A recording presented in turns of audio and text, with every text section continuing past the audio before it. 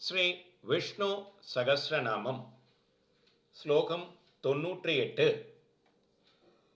அக்ரூர பேசலோ தக்ஷ தக்ஷிண க்ஷமிணாம் பரக வித்வத்தமோ வேதபய புண்ணியஸ்மரண கீர்த்தனஹ. பிறரை கெடுக்கும் எண்ணமே இல்லாதவர், குரூர புத்தியே இல்லாதவர், அக்ரூரக யதார்த்தமாக இருப்பவர், உள்ளொன்று வைத்து புறமொன்று பேசாதவர். மனிதன் தெய்வம் என்று சொல்வது கபடம். தெய்வம் மனிதனாக அவதரித்த போது, நான் தசரதனின் மைந்தன், மனிதன் என்றுதான் நினைக்கிறேன் என்று யதார்த்தமாகவே பேசுபவர். பேசலோ எந்த காரியம் செய்தாலும் வேகமாக செய்யும் மகா கெட்டிக்காரர். தக்ஷோ திசையாக இருப்பவர். தக்ஷிணக வாலி வாய்க்கு வந்தபடி ராமபிரானை பேசுகிறான். அவனை கண்டு கோபப்படாமல் வாலியை பார்த்து கொண்டு நிற்கிறார்.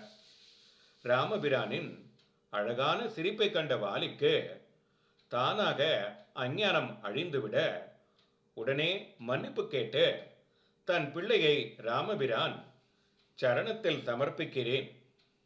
தன்னை இகழ்பவனை கண்டுகூட கோபப்படாதவர், ஏதோ அசட்டுத்தனமாக பேசுகிறான் என்று மன்னிக்கும் ஸ்வபாவம் உடையவர்.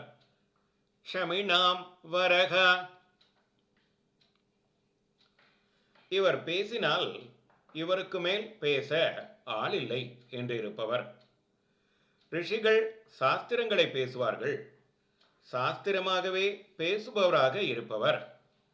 இவர் பேசிய பேச்சு பகவத்கீதை என்ற சாஸ்திரமாக ஆகிவிட்டது.